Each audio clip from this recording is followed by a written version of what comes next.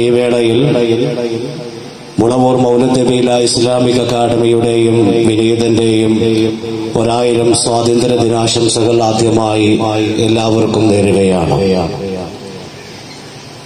നമ്മളുടെ രാജ്യം ഇന്ന് 78ാമത് സ്വാതന്ത്ര്യ ദിനം ആഘോഷിക്കപ്പെടുമ്പോൾ നമ്മളുടെ മുൻകഴിഞ്ഞ സ്വാതന്ത്ര്യ സമര സേനാനികളെ നാം ഓർക്കപ്പെടേണ്ടത് അവരോട് കാണിക്കുന്ന നീതിയാണ് എന്നും വരും തലമുറയ്ക്ക് അവരെക്കുറിച്ച് പറഞ്ഞു കൊടുക്കേണ്ടത് നമ്മളുടെ ബാധ്യതയാണ് എന്നും നാം തിരിച്ചറിയപ്പെടേണ്ടതുണ്ട്.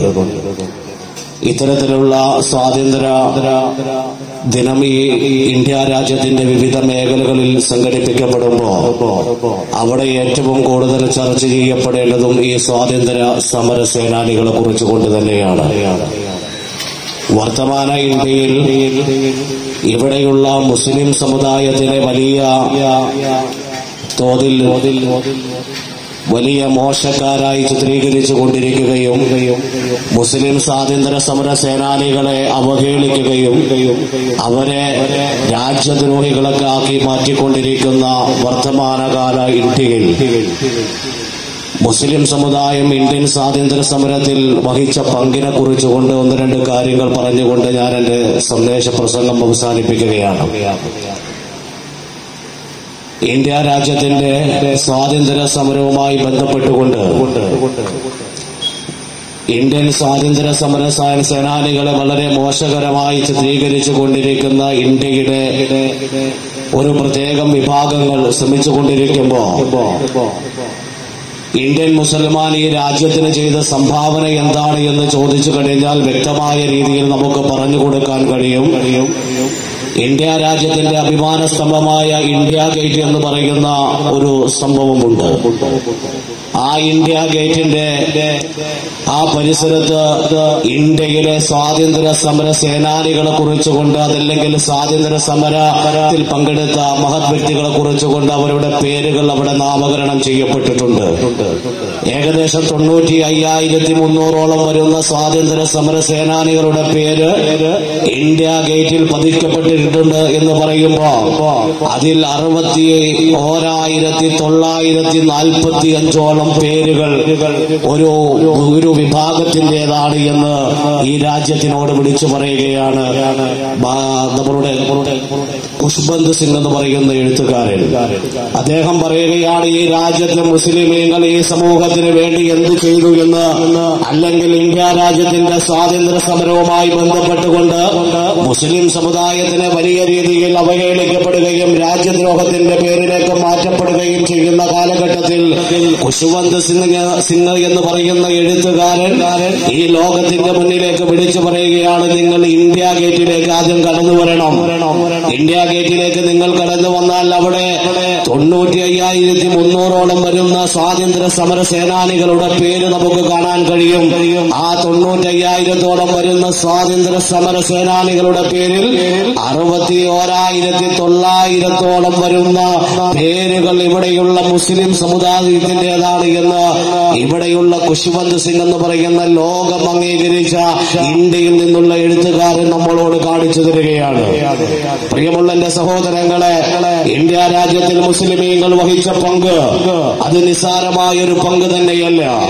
ഈ സ്വാതന്ത്ര്യ ദിനത്തിന്റെ ഈ ദിവസത്തിൽ ഈ സ്വാതന്ത്ര്യ സമര സേനാനികളെ കുറിച്ചുകൊണ്ട് നമ്മൾ പരിചയപ്പെടുത്തപ്പെടുമ്പോ ഇന്ത്യ രാജ്യത്തിന്റെ മണ്ണിലേക്ക് സ്വാതന്ത്ര്യ സമരം ഉണ്ടാകാനുള്ള ആ വിഷയങ്ങളെ കുറിച്ചുകൊണ്ട് നമ്മളൊന്ന് പ്രതിപാദിച്ചുകൊണ്ട് കടന്നു പോകേണ്ടതുണ്ട്. നമുക്കറിയാം, ഇന്ത്യ രാജ്യത്തിന്റെ മണ്ണിൽ 1498 മെയ് മാസം 20-ാം തീയതിയാണ് കോഴിക്കോടിന്റെ മണ്ണിൽ ആദ്യമായി വാസ്കോഡ് ഗാമ വന്നിറങ്ങുന്നത്. ഈ രാജ്യത്തിന്റെ മണ്ണിലേക്ക് പാശ്ചാത്യ രാജ്യത്തിൽ നിന്നുകൊണ്ട് ഒരു വ്യക്തി കടന്നു വരുന്നത് 1498 കടന്നു വരുന്നത്. അതിനുശേഷം പ്രിയമുള്ള എന്റെ സഹോദരങ്ങളെ 1602 ഡച്ചുകാരും 1644 ഫ്രഞ്ചുകാരും 1600 ഓഗസ്റ്റ് 24-ാം തീയതിയാണ് ഈസ്റ്റ് ഇന്ത്യ കമ്പനിയുടെ പ്രതിനിധിയായിക്കൊണ്ട് വില്യം സോങ്സൺ എന്ന് പറയുന്ന ആ വ്യക്തിയും ബോംബെ നഗരത്തിലേക്ക് കടന്നു വരുന്നത്. ഇന്ത്യ രാജ്യത്തിന്റെ ചരിത്രത്തിന്റെ മേഖലകളിലേക്ക് എടുത്തു നോക്കിയാൽ നമുക്ക് കാണാൻ കഴിയും, ഈ രാജ്യത്തിന്റെ മണ്ണില് ഒരുപാട് വിദേശ രാജ്യങ്ങളിൽ നിന്നുകൊണ്ട് ആളുകൾ വന്നിട്ട് കച്ചവടങ്ങൾ നടത്തപ്പെടുകയും ഈ രാജ്യത്തിന്റെ മണ്ണിൽ അവർ വ്യക്തമായ രീതിയിൽ കച്ചവടങ്ങൾ നടത്തുകയും രാജ്യത്തിന്റെ ജനങ്ങളോട് കൂറ് പുലർത്തിക്കൊണ്ട് രാജ്യത്തിന്റെ ജനങ്ങളോട് വലിയ രീതിയിൽ ആത്മബന്ധം സൂക്ഷിക്കുന്ന അറബ് രാജ്യങ്ങളടക്കമുള്ള മേഖലകളിൽ നിന്നുകൊണ്ട് ആളുകൾ കടന്നു വന്നിട്ടുണ്ട്. അങ്ങനെ 1600 കാലഘട്ടത്തില് വില്യം സോങ്സൺ എന്ന് പറയുന്ന ഈ ബ്രിട്ടീഷുകാരനാകുന്ന ഈ ഈസ്റ്റ് ഇന്ത്യ കമ്പനിയുടെ പ്രതിനിധിയായ ആള് ഈ ബോംബെ നഗരത്തിലേക്ക് കടന്നു വന്നപ്പോ ഇതിനു മുമ്പ് വന്നിട്ടുള്ള ആളുകളെ അവർ സ്വീകരിച്ചതുപോലെ തന്നെ അവിടെയുള്ള ആളുകളും അവിടെയുള്ള നാട്ടുരാജാക്കന്മാരും ഇവരെ സ്വീകരിക്കപ്പെടുകയുണ്ടായി. അങ്ങനെ അവർ സ്വീകരിച്ചപ്പോ അവരുടെ മനസ്സിൽ ഒരു കണക്കുകൂട്ടലുണ്ടായി. ഇതിനു മുമ്പിട്ട് വന്നിരുന്ന ആളുകൾ അവരെങ്ങനെയാണോ ഈ രാജ്യത്ത് സമീപിച്ചിരുന്നത് അതുപോലെയായിരിക്കും ഇവരും സമീപിക്കുക എന്നുള്ള ഒരു ചിന്തയായിരുന്നു അവിടെയുള്ള നാട്ടുരാജാക്കന്മാർക്കുണ്ടായിരുന്നത്. അവർ ഈ രാജ്യത്തിന്റെ മണ്ണിൽ കടന്നു വന്ന് കച്ചവടങ്ങൾ തുടങ്ങി. അവർ ഓരോ മേഖലകളിലും അവരുടെ ബ്രാഞ്ച് തലങ്ങൾ അവർ നടത്തി അവർ തുടക്കം കുറിച്ചു. അങ്ങനെ രാജ്യത്തിന്റെ ഈ വിവിധ മേഖലകളിലുള്ള നാട്ടുരാജാക്കന്മാരായിക്കൊണ്ട് അവർ വലിയ രീതിയിലുള്ള ബന്ധങ്ങൾ സ്ഥാപിക്കുക മാത്രമല്ല, അവർ രാജാക്കന്മാരുടെ ഇടയിൽ വിധ്വംസ പ്രവർത്തനങ്ങൾക്ക് നേതൃത്വം നൽകിക്കൊണ്ട് രാജാക്കന്മാരുടെ ഇടയിൽ ഭിന്നിപ്പുണ്ടാക്കിക്കൊണ്ട് അവർ അവരുടെ ആ മനസ്സിലുള്ള ആഗ്രഹങ്ങൾ ഈ രാജ്യത്തിന്റെ മണ്ണിൽ പതുക്കെ പതുക്കെ അവർ തുടക്കം കുറിച്ചു. അങ്ങനെ രാജ്യത്തിന്റെ ഭരണസിരാ കേന്ദ്രങ്ങളിൽ ഓരോ നാട്ടുരാജാക്കന്മാരുടെയും ഭരണ കേന്ദ്രങ്ങളിലേക്ക് കടന്നു വന്നിട്ട് ആ അവരുടെ ഭരണങ്ങളിൽ ഇടപെട്ടുകൊണ്ട് അവർ തീരുമാനിക്കുന്ന രീതിയിലേക്ക് കാര്യങ്ങൾ പോയിക്കൊണ്ടിരിക്കുമ്പോഴാണ് രാജ്യത്തിന്റെ മണ്ണിൽ ആദ്യമായി ബ്രിട്ടീഷുകാരുടെ പോക്ക് ശരിയല്ല എന്നും അവരുടെ മനസ്സിലിരിപ്പ് മറ്റെന്തോ ആണ് എന്ന് പറഞ്ഞുകൊണ്ട് തിരിച്ചറിഞ്ഞത് ആദ്യമായിട്ട് ഒരു മുസ്ലിം രാജാവായിരുന്നു. ബംഗാളിൽ നിന്നുള്ള സിറാജ് ദൗള എന്ന് പറയുന്ന രാജാവ്. ആ സിറാജ് ദൗള എന്ന് പറയുന്ന രാജാവ് ഈ ബ്രിട്ടീഷുകാരുടെ തനിനിറം മനസ്സിലാക്കിക്കൊണ്ട് ആദ്യമായി ബ്രിട്ടീഷിന്റെ ഈ ഈസ്റ്റ് ഇന്ത്യ കമ്പനിക്കെതിരെ സമരവുമായി രംഗത്ത് വരികയാണ് ഉണ്ടായത്. ഇന്ത്യയുടെ ചരിത്രത്തിലേക്ക് എടുത്തു നോക്കുമ്പോൾ സ്വാതന്ത്ര്യ സമരവുമായി ബന്ധപ്പെടുമ്പോ ആദ്യമായി ബ്രിട്ടീഷുകാരോടെതിരെ സംവദിക്കുന്നത് ഇവിടെയുള്ള മുസ്ലിം സമുദായത്തിൽ നിന്നുള്ള സിറാജ് ദൗള എന്ന് പറയുന്ന രാജാവായിരുന്നു. ആ സിറാജ് ദൗള എന്ന് പറയുന്ന രാജാവ് ഈ ബ്രിട്ടീഷുകാരുടെ പ്രവർത്തനങ്ങൾക്കെതിരെ പ്രവർത്തിച്ചപ്പോ എങ്ങനെയെങ്കിലും സിറാജ് ദൗളയെ തങ്ങളുടെ വരുതിയിലാക്കാതെ ഞങ്ങൾക്ക് ഇവിടെ പിടിച്ചു നിൽപ്പില്ല എന്ന് മനസ്സിലാക്കിയ ബ്രിട്ടീഷിന്റെ ഈ വില്യം സോങ്സൺ അദ്ദേഹം വീണ്ടും പല രീതിയിലുള്ള ശ്രമങ്ങൾ നടത്തി. അതിനൊന്നും മുതിരാതിരുന്നപ്പോ ഈ പറയപ്പെടുന്ന രീതിയിൽ അവര് എങ്ങനെയെങ്കിലും ഈ സിറാജ് ദൗളയെ തങ്ങളുടെ പരിധിയിലാക്കണം. അവസാനം അവർ സിറാജ് ദൗളയുടെ എല്ലാമായിരുന്ന തന്റെ വലം കൈയായിരുന്ന തന്റെ വലം കൈയിനെ തന്നെ അവര് വിലക്കിടയ്ക്കുന്ന കാഴ്ചയാണ് നമ്മൾ കണ്ടത്. അദ്ദേഹം തന്റെ വലം കൈയായിരുന്ന ആളെ വിലക്ക് ഈ ബ്രിട്ടീഷുകാരെ വിലക്കെടുത്തുകൊണ്ട് സതിപ്രയോഗത്തിലൂടെ അവർ സിറാജ് ദൗളയെ കൊന്നുകളയുന്നതും നമ്മുടെ ഈ രാജ്യത്തിന്റെ മണ്ണിൽ കണ്ടു. ആദ്യമായി ബ്രിട്ടീഷുകാരോട് പടപുരതാൻ ഇറങ്ങി തിരിച്ച സിറാജ് ദൗളയെ അങ്ങനെ അവർ കൊന്നുകളയുകയാണ് ഉണ്ടായത്. പിന്നീടാണ് പ്രിയമുള്ള എന്റെ സഹോദരങ്ങളെ 1887 ഒന്നാം സ്വാതന്ത്ര്യ സമരം ആദ്യമായി പൊട്ടിപ്പുറപ്പെടുന്നത്. അത് നമുക്കെല്ലാവർക്കും അറിയാം. നമ്മൾ ഒരുപക്ഷെ സ്കൂളുകളിൽ പഠിച്ചതായിരിക്കാം. ശിപായി ലഹള എന്നാണ് അതിന്റെ പേര്. 1857 ആദ്യമായി സ്വാതന്ത്ര്യ സമരത്തെ ഒന്നാം സ്വാതന്ത്ര്യ സമരം ഈ രാജ്യത്തിന്റെ മണ്ണിൽ പൊട്ടിപ്പുറപ്പെട്ടപ്പോ അതിന് നേതൃത്വം കൊടുത്തിരുന്നത് ബഹദൂർ ഷാ രണ്ടാമൻ എന്ന് പറയുന്ന മുഗൾ ചക്രവർത്തിയിലെ ഒരു പ്രമുഖനായ വ്യക്തിത്വമായിരുന്നു. ഈ ബഹദൂർ ഷാ രണ്ടാമൻ എന്ന് പറയുന്ന ആ വ്യക്തിത്വത്തിന് ഈ നേതൃത്വത്തിലേക്ക് കടന്നു വരാനുണ്ടായ കാരണമാരാ?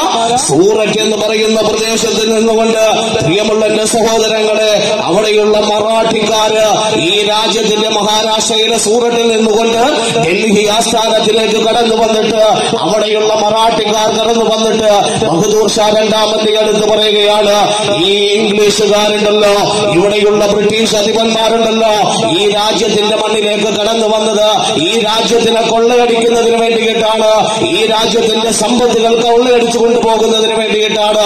അത് അനുവദിക്കാൻ പറ്റില്ല എന്ന് പറഞ്ഞിട്ട് അവർ പറയുകയാണ്, അല്ലയോ മഹാരാജാവേ, ഞങ്ങൾക്ക് ഞങ്ങളുടെ മുന്നിൽ നിന്നുകൊണ്ട് നയിക്കാൻ ഒരു രാജാവിനെ ഞങ്ങൾക്ക് വേണം, ഒരു നേതാവിനെ ഞങ്ങൾക്ക് വേണം. ഈ ഇന്ത്യ രാജ്യത്തിന്റെ മണ്ണിൽ ഇന്ന് ഞങ്ങൾ കാണപ്പെടുന്നത് അങ്ങനെയാണ്. അങ്ങ് ഞങ്ങൾക്ക് നേതൃത്വം നൽകുകയാണ് എങ്കിൽ ഞങ്ങൾ അങ്ങയുടെ പുറകിൽ അണിനിരക്കാൻ തയ്യാറാണ് എന്ന് പറഞ്ഞപ്പോ ബഹദൂർ ഷാ രണ്ടാമൻ അവരോട് ചോദിച്ചു, എനിക്കെല്ലാ കാര്യങ്ങളും വ്യക്തമായിട്ടറിയാം, പക്ഷേ അവരോട് കാര്യങ്ങൾ സംസാരിച്ച് നമുക്കൊരു രമ്മതിയിൽ ഇത് പരിഹരിക്കുന്നതല്ലേ നല്ലത് എന്ന് ചോദിക്കുമ്പോ അവർ ആ മറാഠിക്കാർ പറയുകയാണ്, അല്ല, നമുക്ക് അവരോട് സന്ധിയില്ല സമരം ചെയ്യണം, കാരണം അവർ ഈ രാജ്യത്തിനെ കൊന്നെടുക്കാൻ വന്നവരാണ് എന്ന് പറഞ്ഞപ്പോ നിങ്ങൾ എന്റെ കൂടെയുണ്ടോ എങ്കിൽ അതിനു വേണ്ടുന്ന എല്ലാ സംവിധാനങ്ങളും ഒരുക്കിക്കൊണ്ട് ഈ രാജ്യത്തിനെ തിരിച്ചു പിടിക്കാൻ ഞാൻ മുന്നിൽ നിന്ന് നയിക്കുമെന്ന് പറഞ്ഞുകൊണ്ട് മുന്നിൽ നിന്ന് നയിച്ച മഹാനായ ബഹദൂർ ഷാ രണ്ടാമൻ, ആ മഹാനായ ബഹദൂർ ഷാ രണ്ടാമൻ മുന്നിൽ നിന്നുകൊണ്ട് സമരം നയിച്ചപ്പോ പ്രിയമുള്ളവരെ ആ സമരത്തിൽ പരാജയപ്പെടുകയാണ് ഉണ്ടായത്. ആ സമരത്തിൽ അവര് പരാജയപ്പെട്ടതിന് ശേഷം ബഹദൂർ ഷാ രണ്ടാമനെ ഇവിടെ നിന്നുകൊണ്ട് ബർമ്മയിലേക്ക് ഇവിടെയുള്ള ഈസ്റ്റ് ഇന്ത്യ കമ്പനിക്കാർ ബ്രിട്ടീഷുകാർ നാടുകടത്തപ്പെട്ടു. അങ്ങനെ അവർ വടക്കേന്ത്യൻ സംസ്ഥാനങ്ങളിൽ വ്യക്തമായ രീതിയിൽ അവർ പ്രാതിനിധ്യം ഉറപ്പിച്ചുകൊണ്ട് കടന്നു വരുമ്പോ അവർക്ക് ഇന്ത്യയുടെ ദക്ഷിണേന്ത്യൻ മേഖലകളിലേക്ക് കടന്നു വരണം.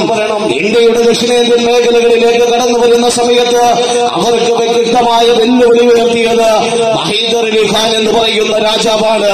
ആരാണ് ഹൈദർ അലി ഖാൻ എന്ന് പറയുന്നത്? മഹാനായ ടിപ്പു സുൽത്താന്റെ ഉപ്പയാണ്. ഇന്ന് ടിപ്പു സുൽത്താനെയും ആ ടിപ്പു സുൽത്താന്റെ ഉപ്പയെല്ലാം വളരെ മ്ലേച്ഛകരമായ രീതിയിൽ രാജ്യദ്രോഹികളുടെ പട്ടികയിൽപ്പെടുത്തിക്കൊണ്ടിരിക്കുമ്പോ അറിയണം പ്രിയമുള്ള എന്റെ സഹോദരങ്ങളെ, ടിപ്പു സുൽത്താന്റെ തേരോട്ടങ്ങളെ കുറിച്ചുകൊണ്ടും ടിപ്പു സുൽത്താൻ ഈ രാജ്യത്തിന് നൽകിയ സംഭാവനകളെ കുറിച്ചുകൊണ്ടും നാം മനസ്സിലാക്കപ്പെടേണ്ടതുണ്ട്. ആ ടിപ്പു സുൽത്താൻ ഈ രാജ്യത്തിന്റെ മണ്ണിലേക്ക് ഈ രാജ്യത്ത് ഇവിടെയുള്ള ബ്രിട്ടീഷ് അധിനിവേശത്തിനെതിരെ ശക്തമായ രീതിയിൽ നിലകൊള്ളുകയും ആ നിലകൊണ്ട് ഈ ബ്രിട്ടീഷുകാർക്കെതിരെ സന്ധിയില്ല സമരങ്ങൾക്ക് നേതൃത്വം കൊടുക്കുമ്പോ അവര് വല്ലാത്ത പ്രതിസന്ധിയിലാവുകയും അവസാനം അവർ ടിപ്പു സുൽത്താനെ അവരെ ചതിച്ച് കൊല്ല ചെയ്യപ്പെട്ടപ്പോ 1792 ഫെബ്രുവരി 9 ഈ ലോകത്ത് നിന്നുകൊണ്ട് ടിപ്പു സുൽത്താൻ വില പറഞ്ഞപ്പോ ആ ടിപ്പു സുൽത്താന്റെ ഭൗതിക ശരീരത്തിന്റെ മുകളിൽ കയറി നിന്നിട്ട് അന്നത്തെ ബ്രിട്ടീഷിന്റെ സൈന്യാധിപൻ പറഞ്ഞത്, from today India is hours. ആ സൈന്യാധിപൻ പറയുകയാണ്, ഇന്നു മുതൽ ഇന്ത്യ ഞങ്ങളുടേതാണ്. ഞങ്ങൾക്ക് ഈ രാജ്യത്തിന്റെ മണ്ണിൽ വെല്ലുവിളി ഉയർത്തിയ ആ ആളാണ് ഇന്ന് ഇവിടെ മരിച്ചു കിടക്കുന്നത് എന്ന് ടിപ്പു സുൽത്താന്റെ ഭൗതിക ശരീരത്തിന്റെ മുകളിൽ കയറി നിന്നിട്ട് ഇവിടെയുള്ള ബ്രിട്ടീഷിന്റെ സൈന്യാധിപൻ പറഞ്ഞുവെങ്കിൽ നാം മനസ്സിലാക്കപ്പെടണം ഈ ടിപ്പു സുൽത്താന്റെ തേരോട്ടം എത്രത്തോളം ഉണ്ടായിരുന്നു എന്ന്. മഹാനായ ടിപ്പു സുൽത്താന് ശേഷം ഈ കൊച്ചു കേരളത്തിന്റെ മണ്ണിലേക്ക് എടുത്തു നോക്കിയാലോ മഹാനായ ഖുതുബുസ്സമാൻ സയ്യിദ് മമ്പുറം ഖദ്ദസല്ലാഹു സിർറഹുൽ അസീസ്, മഹാനായ മമ്പുറം തങ്ങളുടെ തേരോട്ടം, മമ്പുറം തങ്ങൾ ഒരുപാട് സമരങ്ങൾക്ക് നേതൃത്വം കൊടുക്കുക മാത്രമല്ല ബ്രിട്ടീഷുകാർക്കെതിരെ 300ഓളം പള്ളികൾ ഈ കൊച്ചു കേരളത്തിൽ മലബാറിൽ മാത്രം ഉണ്ടാക്കിയിട്ട് നിർമ്മിക്കപ്പെട്ടിട്ട് അവിടെയുള്ള പിന്നോക്ക ന്യൂനപക്ഷ വിഭാഗങ്ങളെ ആ പള്ളിയിലേക്ക് വിളിച്ചു കൂട്ടിയിട്ട് അവിടെ നിന്നുകൊണ്ട് ഈ ബ്രിട്ടീഷ് അധിനിവേശങ്ങൾക്കെതിരെ ശക്തമായ രീതിയിൽ സമര പരിപാടികളുമായി രംഗത്ത് വരുന്ന കാഴ്ച നമുക്ക് കാണാൻ കഴിയും. മഹാനായ മമ്പുറം തങ്ങൾ ഈ ലോകത്തിന്റെ മണ്ണിൽ നിന്നും വിട പറയുന്നത് തന്നെ ബ്രിട്ടീഷുകാരുമായി നേരിട്ട് യുദ്ധം നടത്തിയപ്പോ ആ യുദ്ധത്തിൽ പങ്കെടുത്തപ്പോ മമ്പുറം തങ്ങളുടെ വലതുകാരനാണ് ഒരു മുറിവേറ്റിട്ടുണ്ട്. തന്റെ തുടയുടെ ഭാഗത്തിന് മുറിവേൽക്കുകയും പിന്നീട് ആ മുറിവ് വ്രണമായി മാറിയിട്ട് അദ്ദേഹം ആ മുറിവ് കാരണമാണ് ഈ ലോകത്തിന്റെ മണ്ണിൽ നിന്നും വിട പറഞ്ഞത് എന്ന് ചരിത്രം നമ്മളെ പഠിപ്പിക്കുകയാണ്. മമ്പുറം തങ്ങൾ മാത്രമാണ് മമ്പുറം തങ്ങൾ ഈ ലോകത്തിന് സമ്മാനിച്ച തന്റെ പ്രിയങ്കരനായ ശിഷ്യൻ ബഹുമാനം നിറഞ്ഞ ഉമർ ഖാദി ഖദ്ദസല്ലാഹു സിർറഹുൽ അസീസ്, മഹാനായ ഉമർ ഖാദി അദ്ദേഹം നടത്തിയ സേവനങ്ങൾ എന്തൊക്കെയാ? ഈ ഇന്ത്യ രാജ്യത്തിന്റെ മണ്ണിൽ കടന്നു വന്ന ബ്രിട്ടീഷ് സൈന്യാധിപന്മാര് ഈ രാജ്യത്ത് ജനിച്ചു വളർന്ന ഇന്ത്യക്കാരനോട് പറയുകയാണ്, നിങ്ങൾ കരമടയ്ക്കണമെന്ന്. നിങ്ങൾ ഈ രാജ്യത്തിന്റെ മണ്ണിൽ ജീവിക്കണമെങ്കിൽ കരമടയ്ക്കണമെന്ന് പറഞ്ഞപ്പോ വെള്ളക്കാരന്റെ മുഖത്ത് നോക്കിയിട്ട് ഉമർ ഖാദി പറഞ്ഞു, ഞങ്ങൾ ജനിച്ചു വീണ മണ്ണിൽ ഞങ്ങൾ ജീവിക്കുന്നതിന് വൈദേശിക ശക്തികളായി നിങ്ങൾക്ക് കരമടയ്ക്കണമെന്നാണ് നിങ്ങൾ പറയുന്നതെങ്കിൽ അതിൽ കരമടയ്ക്കാൻ ഞങ്ങൾക്ക് സൗകര്യമില്ലെന്ന് പറഞ്ഞിട്ട് ആ ബ്രിട്ടീഷ് സൈനാധിപന്മാരോട് സന്ധിയില്ലാ സമരത്തിനിറങ്ങിയ മഹാനായ ഉമർ ഖാദി. ഉമർ ഖാദി മാത്രമല്ല, മമ്പുറം തങ്ങളുടെ പൊന്നുമോൻ ഫസൽ പൂക്കോയ തങ്ങൾ സ്വാതന്ത്ര്യ ചരിത്രത്തിലേക്ക് എടുത്തു നോക്കിയാൽ മമ്പുറം ഫസൽ പൂക്കോയ തങ്ങൾ ചെയ്ത ഒരുപാട് സേവനങ്ങൾ കാണാം. ഈ മമ്പുറം തങ്ങളുടെ വഫാത്തിന് ശേഷം ഇവിടെയുള്ള ജനങ്ങൾ ഈ മമ്പുറം തങ്ങളുടെ മകന് വ്യക്തമായ രീതിയിലുള്ള എല്ലാ സംവിധാനങ്ങളും കൊടുത്തപ്പോ ബ്രിട്ടീഷുകാർ വീണ്ടും പ്രതിസന്ധിയിലായി. അവസാനം അവർ സഹികെട്ടുകൊണ്ട് അവർ ഈ രാജ്യത്തിന്റെ മണ്ണിൽ നിന്നുകൊണ്ട് മമ്പുറം ഫസൽ പൂക്കോയ തങ്ങളെ നാടുകടത്തപ്പെടുന്നതും നാം ചരിത്രത്തിന്റെ മേഖലയിലേക്ക് നോക്കിയാൽ നമുക്ക് കാണാൻ കഴിയും. ഇങ്ങനെ കേരളത്തിന്റെ മണ്ണിൽ എത്രയോ ചരിത്രകാരന്മാർ അല്ലെങ്കിൽ ചരിത്ര പുരുഷന്മാരെ നമുക്ക് കാണിച്ചു തരാൻ കഴിയും ഇന്ത്യൻ സ്വാതന്ത്ര്യ സമരവുമായി ബന്ധപ്പെട്ടുകൊണ്ട്. പ്രിയമുള്ള സഹോദരങ്ങളെ, ഇങ്ങനെ ഇന്ത്യയുടെ ഈ ചരിത്രത്തിൽ നിൽക്കുന്ന സമയത്താണ് ബ്രിട്ടീഷിന്റെ അധിപന്മാര് ഇന്ത്യ രാജ്യം വിട്ടുകൊണ്ട് മറ്റുള്ള രാജ്യങ്ങളിലേക്ക് അവർ ഇറാഖ് പോലെയുള്ള ഇറാൻ പോലെയുള്ള രാജ്യങ്ങളിലേക്ക് അവർ കടന്നു ചെല്ലുന്നതും അവിടെ ഈ രീതിയിലുള്ള പ്രവർത്തനങ്ങൾക്ക് അവര് വിധ്വംസ പ്രവർത്തനങ്ങൾക്ക് നേതൃത്വം കൊടുക്കുന്നത്. അവർ വിധ്വംസ പ്രവർത്തനങ്ങൾക്ക് അവിടെ നേതൃത്വം കൊടുത്തപ്പോ അവിടെ നിന്നുകൊണ്ടൊരു ഖിലാഫത്ത് പ്രസ്ഥാനം രൂപപ്പെട്ടു.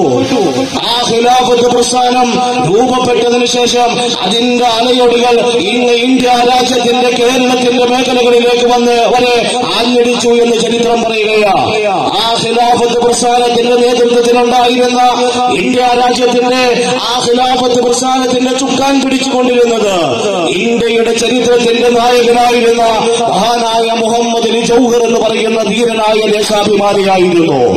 ഇന്ന് കേരളത്തിന്റെ മണ്ണിലേക്ക് എടുത്തു നോക്കിയാലോ മഹാനായ ആലി മുസ്ലിയാരും വാരിയം കൊന്നിട്ട് കുഞ്ഞഹമ്മദ് ഹാജി അടക്കമുള്ള ചമ്പ്രശ്ശേരി തങ്ങന്മാരടക്കമുള്ള ഉണ്ണിമൂസയെ പോലെയുള്ള എത്രയോ മഹാരഥന്മാരായ ആളുകളായിരുന്നു ഈ കേരളത്തിന്റെ മണ്ണിൽ ചുക്കാൻ പിടിച്ചുകൊണ്ട് ബ്രിട്ടീഷ് സൈന്യത്തിനെതിരെ പടപൊരുതിയത് എന്ന് ചരിത്രം നോക്കിയാൽ നമുക്ക് കാണാം. പ്രിയമുള്ള എന്റെ സഹോദരങ്ങളെ, മഹാനായ മൗലാന മുഹമ്മദ് അലി ജൗഹർ ഈ സ്വാതന്ത്ര്യ ദിനത്തിൽ നമ്മൾ ഒരുമിച്ച് കൂടുമ്പോ നമ്മൾ പറയപ്പെടേണ്ട ഏറ്റവും വലിയ പേരാണ് മഹാനായ മുഹമ്മദ് അലി ജൗഹറിനെ കുറിച്ച് ഓർക്കപ്പെടേണ്ടതാണ്. കാരണം എന്താ, ഇന്ത്യ രാജ്യത്തിന്റെ മണ്ണിൽ വ്യക്തമായ സമര പരിപാടികളുമായി കടന്നുപോയിക്കൊണ്ടിരിക്കുമ്പോ ഇന്ത്യയിലെ മഹാനായ മഹാത്മാഗാന്ധിജി അടക്കമുള്ള ജവഹർലാൽ നെഹ്റു അടക്കമുള്ള സുഭാഷ് ചന്ദ്രബോസ് അടക്കമുള്ള ഇന്ത്യയിലെ ഒരു പറ്റം നേതാക്കന്മാര് ഈ രാജ്യത്തിന്റെ ജനങ്ങളുടെ മുന്നിലേക്ക് കടന്നു ചെന്നിട്ട് പറഞ്ഞു, നമ്മൾ വൈദേശിക ശക്തികൾക്കെതിരെ യുദ്ധത്തിനിറങ്ങുകയാണ്, അതുകൊണ്ട് നമ്മൾ ഒരുമിക്കണമെന്ന് പറഞ്ഞപ്പോ ഈ രാജ്യത്തിന്റെ ജാതി മതവർഗ വർണ്ണ ലിംഗ വ്യത്യാസമില്ലാതെ മുഴുവൻ ആളുകളും ഇവരുടെ പിന്നിലേക്ക് അണിനിരന്നപ്പോ ബ്രിട്ടീഷുകാർക്ക് വ്യക്തമായി ബോധ്യമായി ഞങ്ങൾക്ക് ഇനി ഈ നാട്ടിൽ പിടിച്ചു നിൽപ്പില്ല, അതുകൊണ്ട് നമുക്ക് സന്ധി സംഭാഷണം നടത്താമെന്ന്. അവർ സന്ധി സംഭാഷണത്തിന് തയ്യാറായിട്ട് ഇന്ത്യയിൽ നിന്നുകൊണ്ട് ഒരു പ്രതിനിധി സംഘത്തെ അങ്ങ് ബ്രിട്ടീഷിലേക്ക് ക്ഷണിക്കുകയുണ്ടായി. ബ്രിട്ടീഷിലേക്ക് ക്ഷണിക്കപ്പെട്ടപ്പോ ആ പ്രതിനിധി സംഘത്തിൽ പോയ ഒന്നാമനായിരുന്നു മൗലാന മുഹമ്മദ് അലി ജൗഹർ എന്ന് പറയുന്ന ധീരനായ ദേശാഭിമാനി. അദ്ദേഹം അടക്കമുള്ള പ്രതിനിധി സംഘം അങ്ങ് ബക്കിംഗ്ഹാം കൊട്ടാരത്തിന്റെ അകത്തളങ്ങളിലേക്ക് കയറി ചെന്നിട്ട് അവരവിടെ ഇരിക്കുന്ന സമയത്ത് ജോർജ് 16 എന്നറിയപ്പെടുന്ന സൂര്യനസ്തമിക്കാത്ത സാമ്രാജ്യത്വത്തിന്റെ ഉടമയായ ജോർജ് 16 അവരുടെ മുന്നിലേക്ക് കടന്നു വന്നിട്ട് അവരെ നോക്കിയിട്ട് വളരെ പരിഹാസത്തോടെയും വളരെ പുച്ഛത്തോടും കൂടിയിട്ട് അവരോട് പെരുമാറുകയും അവരുടെ വർഗത്തെക്കുറിച്ചുകൊണ്ടും അവരുടെ വർണ്ണത്തെക്കുറിച്ചുകൊണ്ടും കളിയാക്കിക്കൊണ്ടിരുന്നപ്പോ ഇത് കേട്ടിട്ട് സഹിക്കാൻ കഴിയാതിരുന്ന മൗലാന മുഹമ്മദ് അലി ജൗഹർ ഉണ്ടല്ലോ, തന്റെ ഇരിപ്പിടത്തിൽ നിന്നുകൊണ്ട് ചാടി എഴുന്നേറ്റിട്ട് ആ സൂര്യനസ്തമിക്കാത്ത സാമ്രാജ്യത്വത്തിന്റെ ഉടമയായ ആ ജോർജ് 16 മൂക്കിന് നേരെ വിരൽ ചൂണ്ടിയിട്ട് ബക്കിംഗ്ഹാം കൊട്ടാരത്തിന്റെ കരിങ്കൽ ഭിത്തികളെ കിടുകിട വിറപ്പിച്ചുകൊണ്ട് അവിടെ നിന്നുകൊണ്ട് സിംഹഗർജനം നടത്തിയിട്ട് പറഞ്ഞു, മിസ്റ്റർ ജോർജ്, ഞങ്ങൾ ഈ നാട്ടിലേക്ക് കടന്നു വന്നത്, നിന്റെ അടുക്കിലേക്ക് കടന്നു വന്നത് നിന്റെ പരിഹാസങ്ങൾ കേൾക്കുന്നതിന് വേണ്ടിയല്ല, നിന്റെ കുത്തുവാക്കുകൾ കേൾക്കുന്നതിന് വേണ്ടിയിട്ടല്ല. ഞങ്ങൾ ഈ രാജ്യത്തിന്റെ മണ്ണിലേക്ക് കടന്നു വന്നത് എന്തിനു വേണ്ടിയിട്ടെന്നറിയുമോ? I want to suspense of India. ഞങ്ങളുടെ പിറന്ന നാടിന് വേണ്ടിയിട്ട്, സ്വാതന്ത്ര്യത്തിന് എന്തിനു വേണ്ടിയിട്ടാണ് ഞങ്ങൾ കടന്നു വന്നത്? ആ രാജ്യത്തിന്റെ സ്വാതന്ത്ര്യം ഞങ്ങൾ നേടിയെടുക്കുക തന്നെ ചെയ്യുമെന്ന് പറഞ്ഞിട്ട് ചരിത്രത്തിന്റെ തങ്കലിപികളാൽ ആലേഖനം ചെയ്യപ്പെട്ട ഒരു വാക്കും കൂടി പറഞ്ഞിട്ട് അദ്ദേഹം തന്റെ പ്രസംഗം അവസാനിപ്പിച്ചു എന്ന് പറയുന്നു. അദ്ദേഹം തന്റെ പ്രസംഗത്തിലൂടെ പറയുകയാണ്, ഞങ്ങളുടെ രാജ്യത്തിന്റെ സ്വാതന്ത്ര്യം നിങ്ങൾ നിഷേധിക്കപ്പെടുകയാണ് എങ്കിൽ സ്വാതന്ത്ര്യമുള്ള നിന്റെ മണ്ണില് ആരടി മണ്ണെനിക്ക് തരുമെന്ന് ഈ ജോർജ് 16 മുഖത്ത് നോക്കിയിട്ട് സിംഹഗർജനം നടത്തി മൗലാന മുഹമ്മദ് അലി ജൗഹർ. ആ മൗലാന മുഹമ്മദ് അലി ജൗഹർ ആ സിംഹഗർജനം നടത്തി തന്റെ പ്രസംഗം ലോകപ്രശസ്തമായി ഇന്ന് രേഖപ്പെടുത്തിയിട്ടുണ്ട്.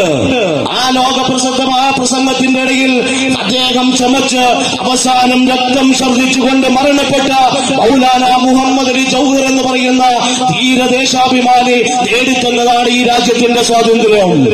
ഇങ്ങനെ എത്രയെത്ര മുസ്ലിമീങ്ങളെ, എത്രയെത്ര മുസ്ലിം നേതാക്കന്മാരെ, പണ്ഡിതന്മാരെ നമുക്ക് ഇന്ത്യ രാജ്യത്തിന്റെ മണ്ണിൽ കാണാൻ കഴിയും. പ്രിയമുള്ളവരെ, മാത്രവുമല്ല ഇന്ന് ഇന്ത്യ രാജ്യത്തിന്റെ മണ്ണിൽ ഉയർത്തിപ്പിടിക്കുന്ന ഭാരത് മാതാ കീ ജയ് എന്ന് പറയുന്ന മുദ്രാവാക്യമുണ്ട്.